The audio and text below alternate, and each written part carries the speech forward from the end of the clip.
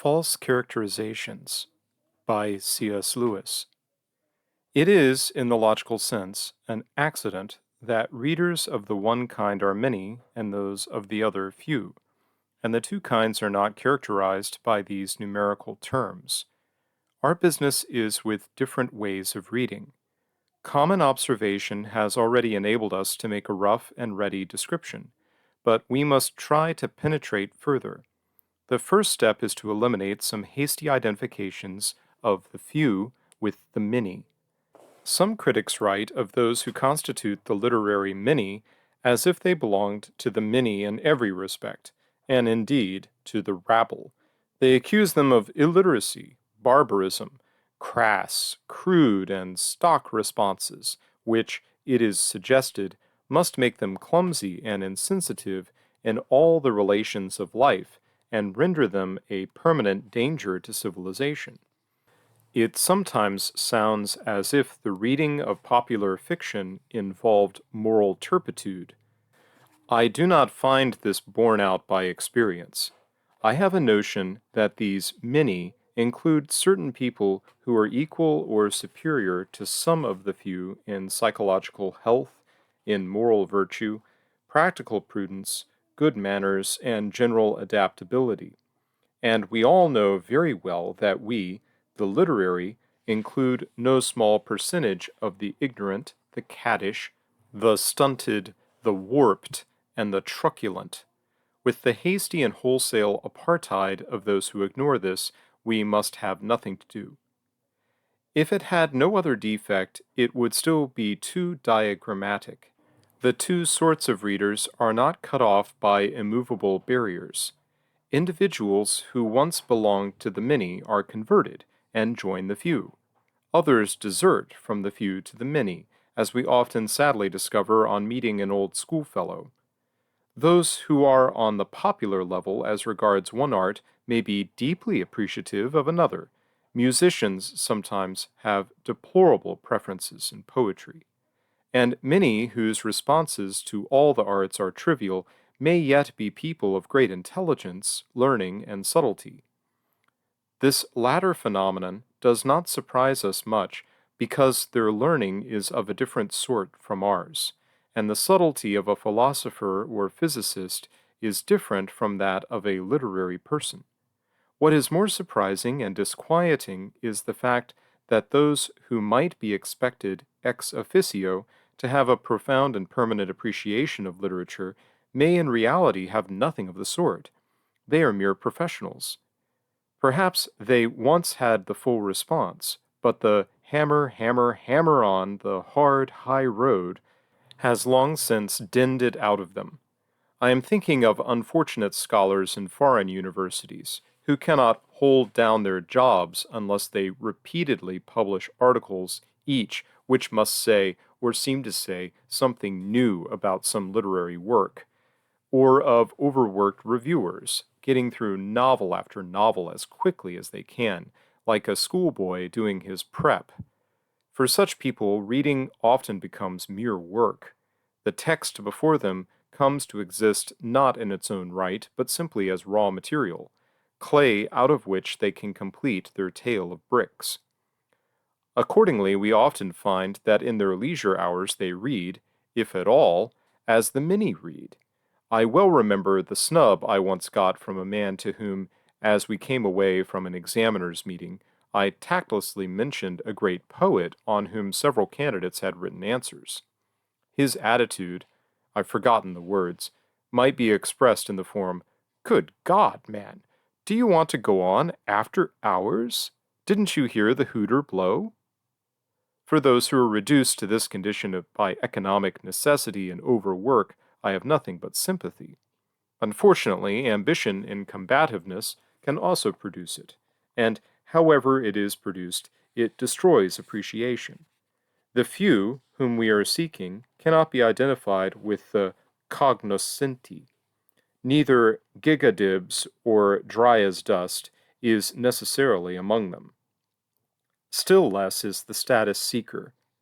As there are, or were, families and circles in which it was almost a social necessity to display an interest in hunting or county cricket, or the army list, so there are others where it requires great independence not to talk about, and therefore occasionally to read, the approved literature, especially the new and astonishing works, and those which have been banned or have become in some other way subjects of controversy. Readers of this sort, this small, vulgar act in one respect, exactly like those of the great vulgar, they are entirely dominated by fashion.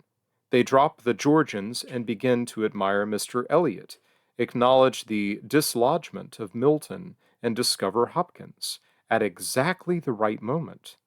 They will not like your book if the dedication begins with to instead of for. Yet, while this goes on downstairs, the only real literary experience in such a family may be occurring in a back bedroom where a small boy is reading Treasure Island under the bedclothes by the light of an electric torch. The devotee of culture is, as a person, worth much more than the status seeker. He reads as he also visits art galleries and concert rooms, not to make himself acceptable, but to improve himself, to develop his potentialities, to become a more complete man. He is sincere and maybe modest. Far from trotting along obediently with the fashion, he is more likely to stick too exclusively to the established authors of all periods and nations, the best that has been thought and said in the world. He makes few experiments and has few favorites. Yet this worthy man may be, in the sense I am concerned with, no true lover of literature at all. He may be as far from that as a man who does exercises with dumbbells every morning may be from being a lover of games. The playing of games will ordinarily contribute to a man's bodily perfection, but if that becomes the sole or chief reason for playing them, they cease to be games and become exercise. No doubt, a man who has a taste for games, and for overeating as well, may very properly act on the medical motive when he makes for himself a rule to give general priority to his taste for games. In the same way, a man who has a gust both for good literature and for mere time killing with trash may reasonably, on cultural grounds, on principle, give a priority to the former. But in both instances, we are presupposing a genuine gust. The first man chooses football rather than a gargantuan lunch because the game, as well as the lunch, is one of the things he enjoys. The second turns to Racine instead of E.R. Burroughs because Andromache, as well as Tarzan, is really attractive to him.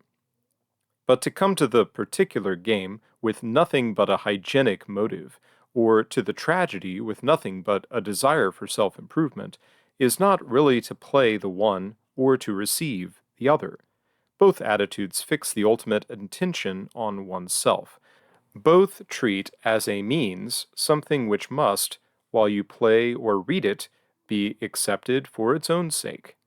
You ought to be thinking about goals, not about fitness. Your mind ought to be absorbed, and if so, what time have you for so bleak an abstraction as culture? In the spiritual chess, where passions exquisitely carved in alexandrines are the pieces, and human beings are the squares. This laborious sort of misreading is perhaps especially prevalent in our own age. One sad result of making English literature a subject at schools and universities is that the reading of great authors is, from early years, stamped upon the minds of conscientious and submissive young people as something meritorious. When the young person in question is an agnostic whose ancestors were Puritans, you get a very regrettable state of mind. The Puritan conscience works on without the Puritan theology, like millstones grinding nothing, like digestive juices working on an empty stomach and producing ulcers. The unhappy youth applies to literature all the scruples, the rigorism, the self examination, the distrust of pleasure, which his forebears applied to the spiritual life, and perhaps soon all the intolerance and self righteousness. The doctrine of Dr. I. A. Richards in which the correct reading of good poetry has a veritable therapeutic value, confirms him in this attitude. The Muses assume the role of the Eumenides. A young woman most penitently confessed to a friend of mine that an unholy desire to read the women's magazines was her besetting temptation. It is the existence of these literary Puritans that has deterred me from applying the word serious to the right sort of readers and reading. It suggests itself at first as just the word we want, but it is fatally equivocal. It may mean, on the one hand, something like grave or solemn, on the other, something more like thoroughgoing, wholehearted, energetic. Thus, we say that Smith is a serious man, meaning that he is the reverse of gay, and that Wilson is a serious student, meaning that he studies hard. The serious man, far from being a serious student, may be a dabbler and a dilettante. The serious student may be as playful as Mercutio. A thing may be done seriously in one sense and yet not in the other. The man who plays football for his health is a serious man, but no real footballer will call him a serious player. He is not wholehearted about the game, doesn't really care. His seriousness as a man indeed involves his frivolity as a player. He only plays at playing, pretends to play. Now, the true reader reads every work seriously in the sense that he reads it wholeheartedly, makes himself as receptive as he can. But for that very reason, he cannot possibly read every work solemnly or gravely. For he will read in the same spirit that the author writ. What is meant lightly, he will take lightly. What is meant gravely, gravely. He will laugh and shake in Rabelais' easy chair while he reads Chaucer's Fableaux, and respond with exquisite frivolity to The Rape of the Lock. He will enjoy a kickshaw as a kickshaw, and a tragedy as a tragedy. He will never commit the error of trying to munch whipped cream as if it were venison. This is where the literary Puritans may fail most lamentably. They are too serious as men to be seriously receptive as readers. I have listened to an undergraduate's paper on Jane Austen, from which, if I had not read them, I should never have discovered that there was the least hint of comedy in her novels. After a lecture of my own, I have been accompanied from Mill Lane to Magdalen by a young man protesting with real anguish and horror against my wounding, my vulgar, my irreverent suggestion that the Miller's Tale was written to make people laugh. And I have heard of another who finds Twelfth Night a penetrating study on the individual's relation to society. We are breeding up a race of young people who are as solemn as the brutes. Smiles from reason flow, as solemn as a 19-year-old Scottish son of the manse at an English sherry party, who takes all the compliments for declarations and all the banter for insult. Solemn men are not serious readers. They have not fairly and squarely laid their minds open, without preconception, to the works they read. Can we then, since all else fails, characterize the literary few as mature readers? There will certainly be this much truth in the adjective, that excellence in our response to books, like excellence in other things, cannot be had without experience and discipline, and therefore cannot be had by the very young. But some of the truth still escapes us. If we are suggesting that all men naturally begin by treating literature like the many, and that all who, in their general psychology, succeed in becoming mature will also learn to read like the few, I believe we are wrong. I think the two kinds of readers are already foreshadowed in the nursery. Before they can read at all, while literature comes before them as stories not read but listened to, do not children react to it differently? Certainly, as soon as they can read for themselves, the two groups are already divided. There are those who read only when there is nothing better to do, gobble up each story to find out what happened, and seldom go back to it. others who reread and are profoundly moved. All these attempts to characterize the two sorts of reader are, as I have said, hasty. I have mentioned them to get them out of the way. We must attempt to enter for ourselves into the attitudes involved. This ought to be possible for most of us because most of us, with respect to some of the arts, have passed from one to the other. We know something about the experience of the many, not only from observation, but from within.